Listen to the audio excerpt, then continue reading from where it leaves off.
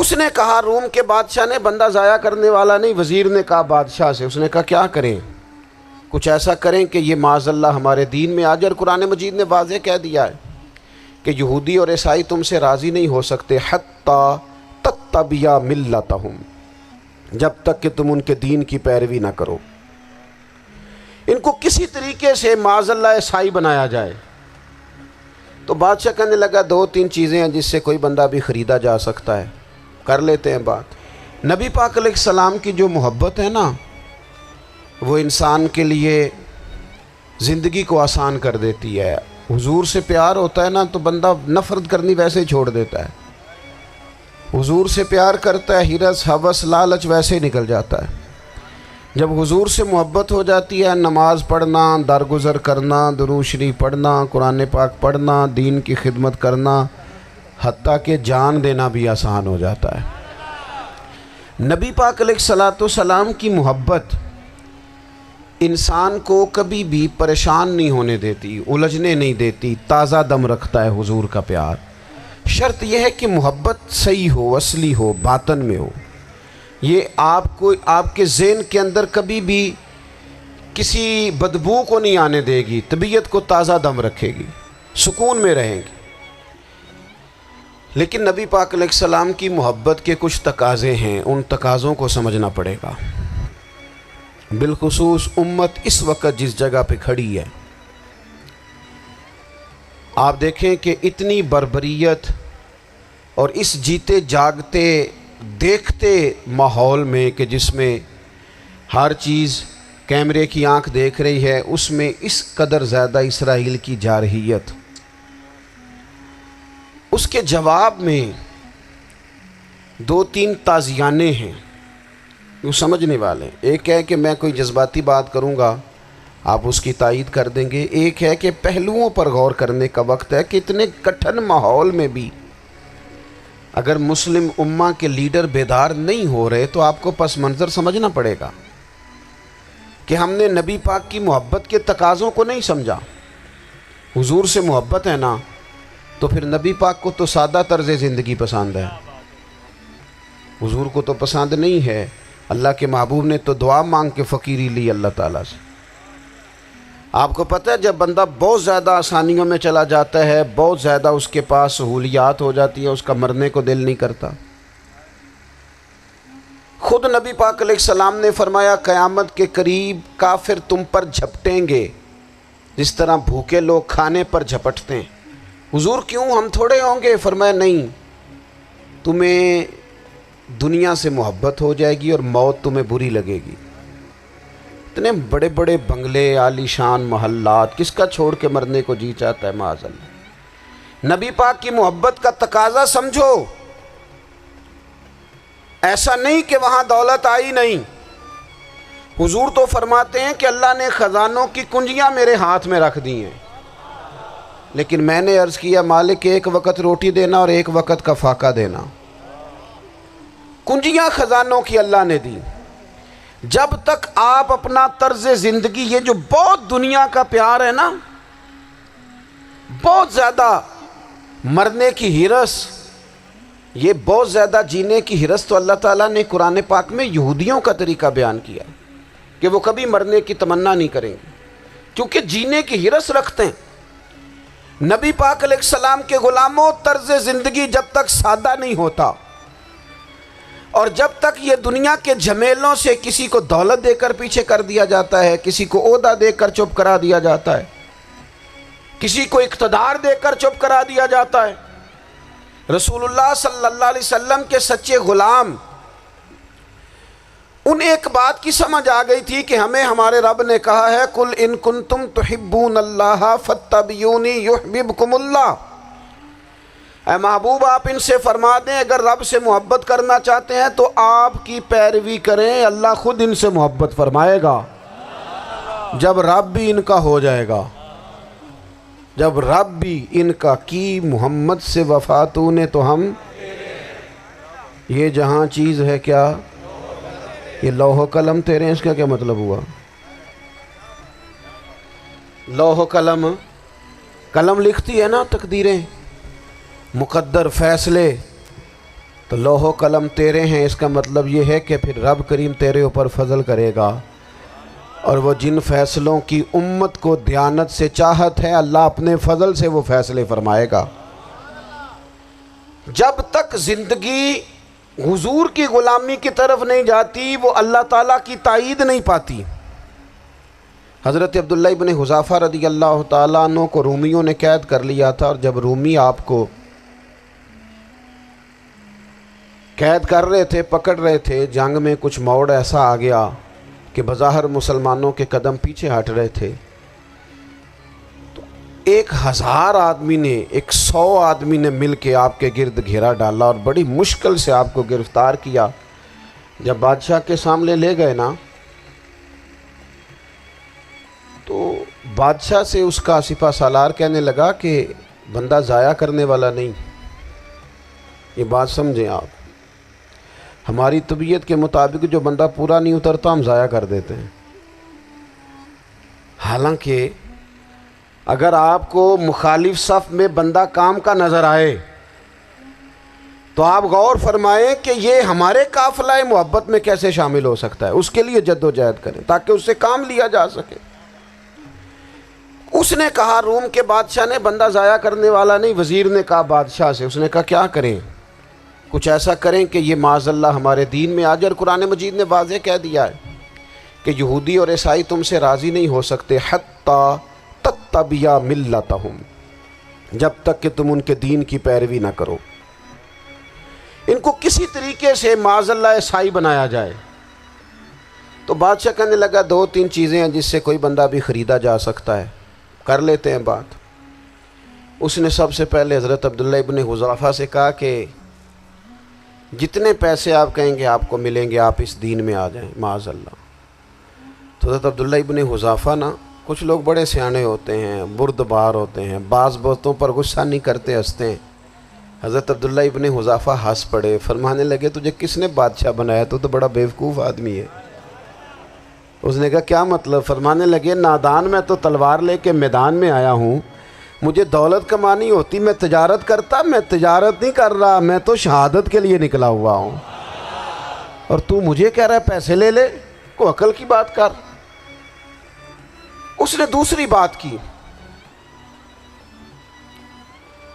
اس نے کہا کہ میں بادشاہ ہوں، میرے نیچے جتنے بھی عہدے ہیں، وزیر، مشیر، وزیر خزانہ، جو آپ عہدہ کہیں گے آپ کو دے دیا جائے گا، آپ اس طرف آ جائیں۔ تو حضرت عبداللہ ابن حذافہ کہنے لگے پھر کہتا ہوں تو بڑا نادان ہے۔ فرمانے لگے میں حضور کا صحابی ہوں، اور صحابی ہونے سے بڑا عہدہ دنیا میں ہے ہی کوئی نہیں۔ صحابہ وہ صحابہ جن کی ہر صبح عید ہوتی تھی، خدا کا قرب حاصل تھا، نبی کی دید ہوتی تھی۔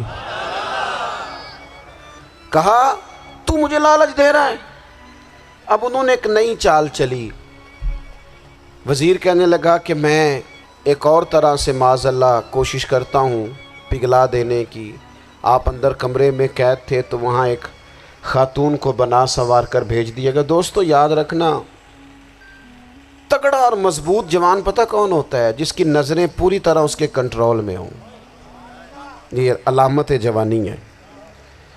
جس آدمی کا پوری طرح، 2 لوگ دنیا میں کبھی کوئی کارنامہ سر انجام نہیں دے سکتے، ایک جو حرام کھاتا ہو، ایک جس کی نظر ناپاک ہو۔ محمد بن قاسم جب یہاں آئے تھے نا، تو ایک دن بڑے پریشان تھے، تو ایک بزرگ کہنے لگے آپ کیوں پریشان ہیں؟ کہنے لگے راجہ دہر سے مقابلہ ہے، اور ہماری فوج تو سندھ کے رستے بھی نہیں جانتی، زبان بھی نہیں جانتی، لڑیں گے کیسے؟ 2-4 دن کے بعد ان بزرگوں کی دوبارہ محمد بن قاسم سے ملاقات ہوئی تو بڑے خوش تھے۔ کہا اب آپ کیوں خوش ہیں؟ کہنے لگے وہ میرا مقابلہ نہیں کر سکتا، میں نے تحقیق کر لی ہے۔ کہا کیوں؟ کہنے لگے نظر کا گندہ ہے، اور جو نظر کے گندے ہوتے ہیں وہ میدانوں میں ٹھہرا نہیں کرتے۔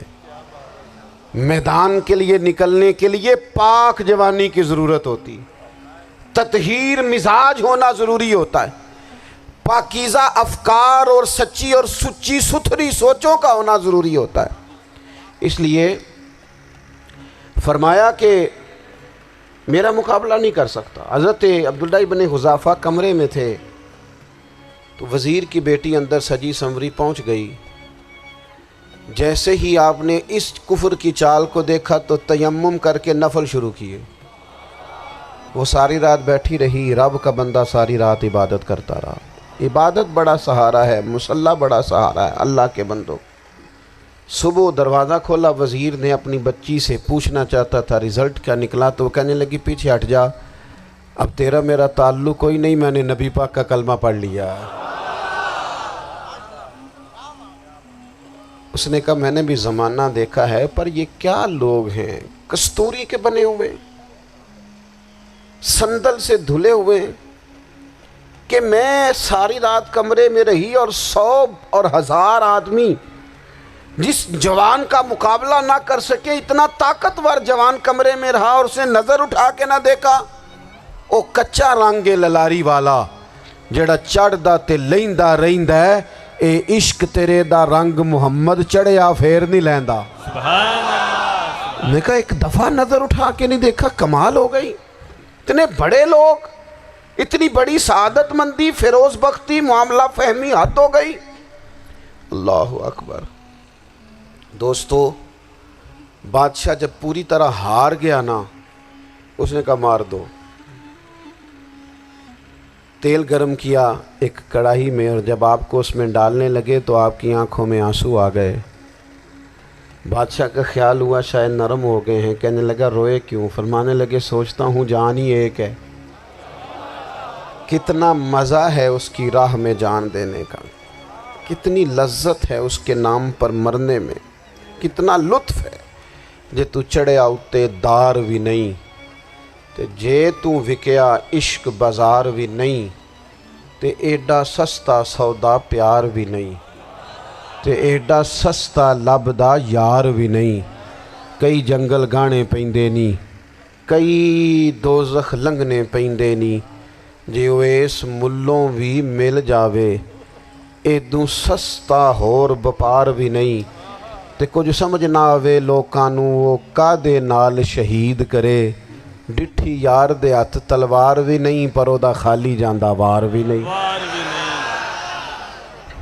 کہنے لگے ایک جان ہے نا، تو دل کرتا ہے ہزاروں ہوتی تو ایک ایک کر کے محبوب کے نام پہ قربان کرتا. جب میرے پاس ہے ہی ایک، کروں کیا؟ حضرت عبداللہ ابن حذافہ رضی اللہ تعالیٰ عنہ جب روئے اور بادشاہ نے یہ بات سنی تو بادشاہ اٹھ کے کھڑا ہو گیا. سارے وزیروں مشیروں کو کہنے لگا تم نے کہا تھا نا بندہ ضائع کرنے والا نہیں، یہ بھی ضائع کرنے والا نہیں. کہنے لگا میرا ماتھا چومو، تم جیسے لوگوں کو قتل نہیں کرنا چاہیے، آزاد کرنا چاہیے. عزیز، اپنی زندگی سے نا یہ بہت زیادہ ہرس، ہوس، طمع، اور یہ کسی بات کی بھی ہو، ہرس صرف پیسوں کی نہیں ہوتی ہے، شہرت کی بھی ہوتی ہے. یہ بیماری انسان کو اقتدار کی بھی ہوتی ہے، تعریف کی بھی بیماری ہوتی ہے. یہ سارے نقص ہوتے ہیں لوگوں کو، اور معاذ اللہ بعض جبوں کبوں کے اندر بھی ہوتے ہیں، وہاں بھی پنپتے. اپنی زندگی جب تک اس سادگی میں نہیں لاؤ گے جو رسول پاک نے عطا فرمائی ہے. جب لوگ آسانیوں میں پوری طرح الجھ گئے تو پھر وہ دور ہوئے اور کفر چڑھ گیا. دوسری بات، اللہ کے محبوب صلی اللہ تعالی علیہ وسلم کی محبت ہم سے تقاضا کرتی ہے کہ ہم اس مشن کے لیے کام کریں جس مشن کے لیے رسول پاک نے کام فرمایا ہے.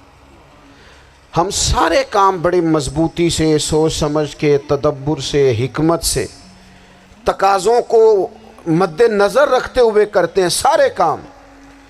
دین کے کام میں ہمارا مزاج نہیں ہوتا. او ہو جائے گا جی، آپ بسم اللہ پڑھیں جی، شروع کریں جی. آپ تقاضوں کو سمجھیں، چیزوں کو دبائیں نہیں، چیزوں پر غور کریں. کسی کے ذہن کی سطح پر سوال ابھرتا ہے، اس کا تسلی بخش جواب دیں. اپنی زندگی میں دین کے کام کے لیے اپنے آپ کو وقف کریں. اور دین کے کام کے بہت سارے پہلو ہیں. ہزاروں لوگوں کو قرآن پاک ٹھیک پڑھنا نہیں آتا، ہزارہا لوگ ہیں جو قرآن مجید کے مطالب سے آگاہ نہیں ہیں. دین کی بنیادی ضروریات سے لوگ نابلد ہیں. میں آپ کو کس طرح یہ بات سمجھاؤں کہ ہزاروں کی تعداد میں طلاقیں اس لیے ہوتی ہیں کہ مردوں کو طلاق کے مسئلے نہیں آتے. انہیں پتہ نہیں ہے کہ مجھے حقوق زوجین کے معاملے میں کیسے چلنا ہے. ڈھیر سارے گھروں میں تباہی اس لیے ہے کہ تربیت اولاد کا دینی منہج ہمیں نہیں پتا. اپنا حصہ ملائیں دین کے کام میں. ایک آدمی کو اگر تو نمازی کرنے میں کامیاب ہو گیا تیری زندگی بدل گئی. وہ دین بیزار لوگ جو ہمارے بیچ بیٹھ کے ہماری نوجوان نسل کو پگڑی اور داڑھی کا نام لے کے بنیادی طور پر دین سے دور کرتے ہیں، ایسے نوجوانوں کو دین کا پیغام محبت دے کر دین کے قریب کرنا ہماری ڈیوٹیوں کا حصہ ہے. ہمیں ذمہ داری کا احساس کرنا پڑے گا، ہمیں یہ خاص قدم اٹھانا پڑے گا، توجہ دینی پڑے گی. مساجد، مدارس، میں آپ سے عرض کروں اتنی ڈٹ کے مخالفت ہوتی ہے نا مدرسوں کی، اتنی ڈٹ کے. میں ادارہ چلاتا ہوں، اس کے چلانے میں جو مشکلات ہیں وہ تو ہم بتا نہیں سکتے آپ کو، اس لیے کہ میری قوم، میرا اس قوم سے تعلق ہے جو نعت خواں امیر کرنا چاہتی ہے، مدرسے نہیں. ہاں نقیب خطیب پیدا کرنا چاہتی ہے، شعر و شاعری کی زندگی کو پروان چڑھانا چاہتی ہے. فقط ہمارا ان لوگوں سے تعلق ہے جو لاکھوں کروڑوں روپیہ محافل پہ لگائیں گے. اور قاری صاحب بیچارے اگر مسجد کا کوئی ہونے والا کام کسی وقت بتا دیں گے تو وہ بڑی مشکل آ جائے گی ان کے لیے. یہ کیسے ہو سکتا ہے آپ نے یہ ڈیوٹی بتا دی. مدارس اور جتنا اہم رول دین کو پھیلانے میں مدارس اسلامیہ کا ہے، اتنی زبردست.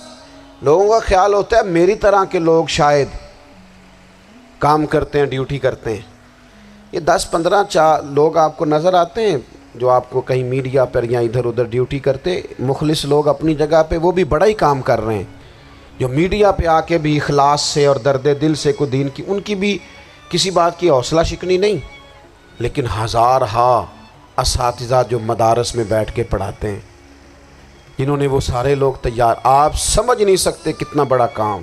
حفظ کا استاد جو ہوتا ہے نا، اس کی ڈیوٹی 24 گھنٹے ہوتی ہے فجر سے پہلے، اور اس نے بچوں کو اٹھانا ہے. تنخواہ تو ہم انہیں دینا نہیں نہ چاہتے جی، تنخواہ نہیں دئی دی انہوں نے. ہم بھی مولوی امیر نہ ہو جانا. مولوی نو تے سوٹ بھی 27ویں والی رات دے ہے تاکہ کدھر سوان کے عید والے دن پا نہ لوے، چونکہ 27ویں تو بعد تے درزی پھڑتا ہی کوئی نہیں. کیوں حضرت؟ ایسا ہی ہے نا، اس وقت تو نہیں نہ لیتا. تو ہم چاہتے ہیں مولوی ہماری مرضی کے ہماری طرح کا سوٹ نہ پہن لے. مدارس کی مضبوطی آپ یہ دیکھ لیں، یہ صلاح الدین ایوبی کا تعلق بھلا کس چیز سے تھا؟ غوث اعظم کے مدرسے سے. حضور غوث اعظم کے مریدوں کی جماعت اس کے ساتھ شامل تھی. کون لوگ تھے جنہوں نے مدارس سے فیض پایا؟ رازی اور غزالی، حضور غوث اعظم، خواجہ اجمیر، یہ سب لوگ مدارس کے لوگ ہیں. کمزوریاں ہیں، غلطیاں ہیں، بہت ساری چیزوں کی اصلاح کی ضرورت ہے، لیکن یہ دین کا بہت بڑا قلعہ ہوتا ہے مدرسہ. لیکن اس کی مخالفت کی جاتی ہے. مجھے بتائیے، اگر مدرسوں میں کمزوریاں ہیں تو کالجوں یونیورسٹیوں میں نہیں ہیں؟ ہم نے کبھی مخالفت کی ہے بند کر دو سارے؟ لیکن لوگوں کا جب خیال آتا ہے، جب ہمارے ایک سابقہ وزیر صاحب تھے سر راہ، کسی دعوت میں میری ان سے ملاقات ہو گئی تو انہوں نے کہا مدرسوں کا کردار کیا ہے آج کے ماحول میں. میں نے انہیں کہا کہ مختلف کورسز آپ کراتے ہیں نا، تو اس کے لیے پھر مختلف ویکینسیز ہوتی ہیں. جہاں بچوں کو مدرسے کا کورس کرایا جاتا ہے تو استاد بننا ہوتا ہے، اس نے خطیب بننا ہوتا ہے، مسجد کی ڈیوٹی کرنی ہوتی ہے. میں نے کہا بالکل کوئی حکومت سرپرستی نہیں کرتی، لیکن اللہ کا فضل ہے.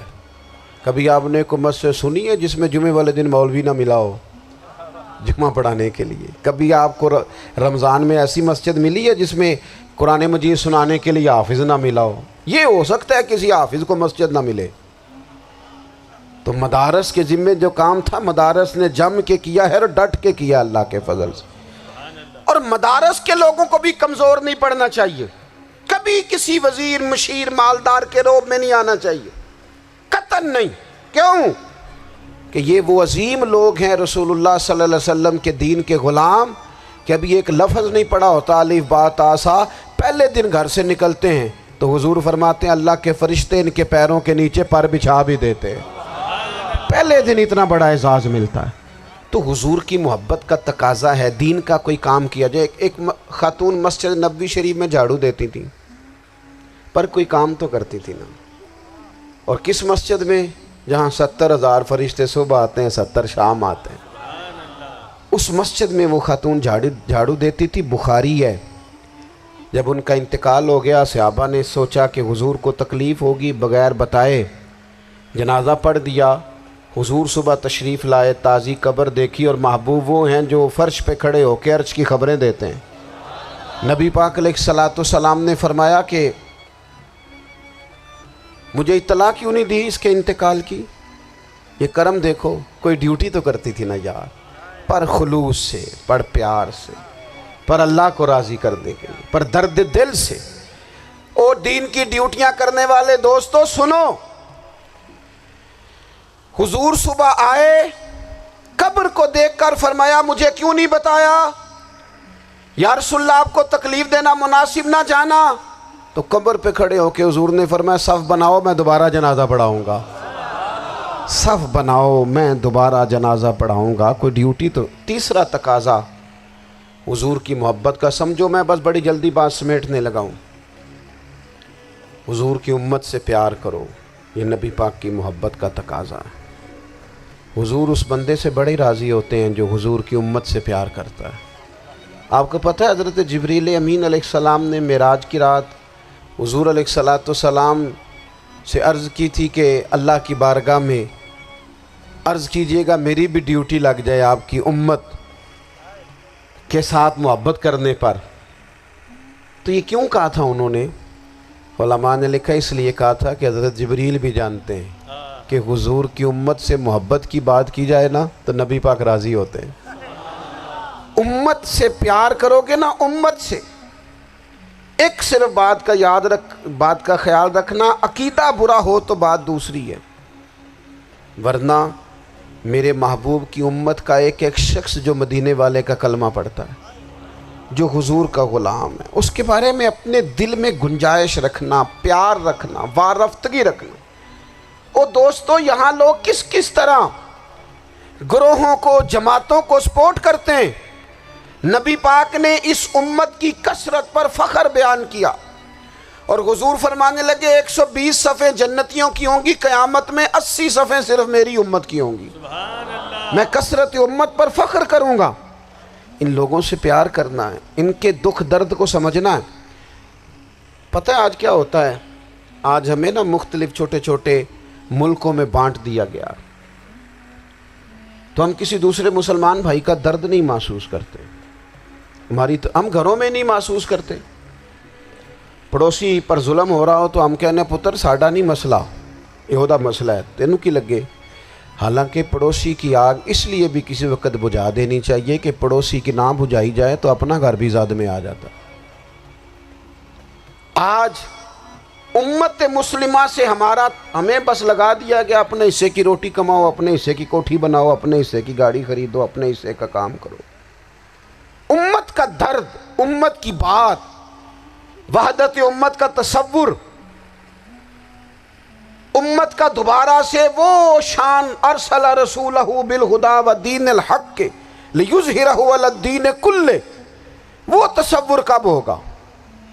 اس وقت ہوگا جب ہم بات امت کی کریں گے۔ نبی پاک علیہ السلام نے فرمایا مسلمان کی مثال ایک جسم کی طرح ہے، جسم کے ایک حصے کو تکلیف ہو تو سارا آزمائش میں آ جاتا ہے۔ مجھے بتاؤ یہ انگلی درد کرتی ہو، یہ انگلی جسم کا حصہ ہے نا، تو میرا خیال ہے دماغ یہ کہہ دے گا کہ انگلی کی درد ہے نا مینوں کی لگے، دل کہہ دے گا کوئی نہیں ٹینشن لینے، انگلی کا مسئلہ ہے نا۔ ایسا نہیں ہوتا، بلکہ جب انگلی میں درد ہوتی ہے تو دماغ منصوبہ بندی کرتا ہے کہ اس کا علاج کیسے ہو سکتا ہے، دل پریشان ہوتا ہے، پیر چل کے جاتے ہیں، ہاتھ وہ دوائی وصول کرتے ہیں، دانت اسے چبا کر، حلق اسے نگل کر، معدہ اسے ذخیرہ کر کے جسم میں پھیلاتا ہے، پھر جا کے انگلی شفا پذیر ہوتی ہے۔ ایک حصے کو درد ہو تو سارا حصہ کام پہ لگ جاتا ہے۔ اسرائیل اگر تکلیف دے رہا ہے فلسطینیوں کو تو ہونا چاہیے تھا نا بعض مسلمان حکمرانوں کو نیند نہ آتی، وہ درد دل محسوس کرتے، ہونا چاہیے تھا نا کہ بعض لوگ یہاں ہم کیا کرتے ہیں بھلا بیٹھ کے، اب تو مجھے بعض چیزوں سے کوفت بھی ہونے لگا، ہم دیتے ہیں بیان، مذمت۔ آپ کے بیان دینے سے کیا ہوگا؟ فلانے نے بھی بیان دے دیا، فلانے نے بھی کلپ دے دیا، یہ کیا کر رہے ہیں؟ یہ تو آپ زندہ رہنا چاہتے ہیں. وہ جس طرح آج کل ہمارے ہاں بہت ساری چونکہ جماعتیں ہیں تو کشمیر ڈے آتا ہے نا تو مل کے ریلی نہیں نکالی جا سکتی, سوال نہیں پیدا ہوتا, کیونکہ ہمیں جماعتوں کو زندہ رکھنا ہے. اس جماعت کی خبر الگ لگنی چاہیے, اس جماعت کی خبر الگ. تو ایسے کوئی انقلاب آئے گا؟ یاد رکھنا امت کو پوری کو ایک طاقتور آواز بننا پڑے گا. ہمیں تھوڑا تھوڑا اوپر اٹھ کے سوچنا پڑے گا. خدا را اللہ تعالیٰ مجھے معاف کرے اگر کوئی بات میں سطحی کر رہا ہوں, دل کی گہرائی سے عرض کرتا ہوں اب تو بڑا سخت وقت آ گیا. اب چونکہ اب تو کیمرے کی آنکھ آئی ہے تو وہ زخمی بچے دیکھے نہیں جاتے, وہ تڑپتی مائیں دیکھی نہیں جاتی, وہ سسکتی اور آواز دیتی بیٹیاں سنی نہیں جاتی. وہ آوازیں ایسی ہیں جیسے وہ رات کے سناٹوں میں چیخیں بن کے لوگوں کو جگایا کریں گی. خدا را کچھ جرم ایسے ہوتے ہیں جن کی سزائیں بڑی سخت ہوتی ہیں, جن کی معافی بڑی مشکل سے ہوتی. اپنے اندر جذبہ ایمانی پیدا کریں. اور میرے دوستو بستر پر بھی تو لوگ ماری جایا کرتے ہیں نا. اپنی زندگی رسول اللہ صلی اللہ علیہ وسلم کے دین کے نام کرو. جذبہ جہاد, شوق شہادت اور عشق رسول, یہ عناصر ہیں جو امت مسلمہ کو پیروں پر کھڑا کریں گے. 2 منٹ کے لیے سوچو, امت اگر اسی طرح کٹتی رہی, پریشان رہی, دکھتی رہی اور باری باری کر کے, اقبال نے کیا کہا تھا؟ اس نے کہا تھا وطنوں میں, انہوں نے کہا تھا کہ ان تازہ خداؤں میں بڑا سب سے وطن ہے, جو پیرہن اس کا ہے وہ مذہب کا کفن ہے. تو اقبال ہم کیا کریں؟ کہنے لگے بازو تیرا توحید کی قوت سے قوی ہے, اسلام تیرا دیس ہے, کیونکہ تو مصطفی ہے.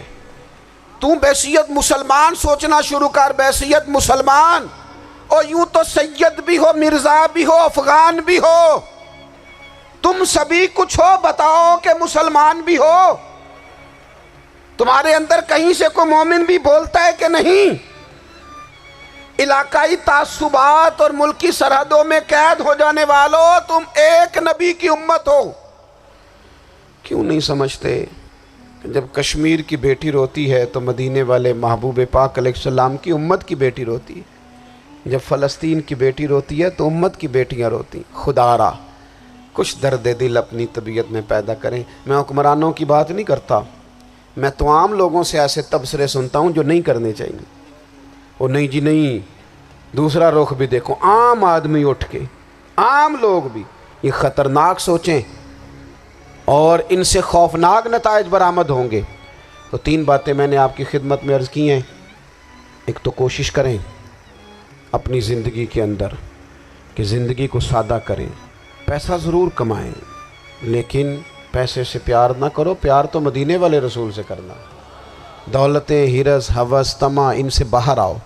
اور دوسری گزارش آپ کی خدمت میں یہ عرض کی ہے, کچھ نہ کچھ دین کا کام, اور اس میں بھی شہرتوں سے بچتے ہوئے, تصویروں سے بچتے ہوئے.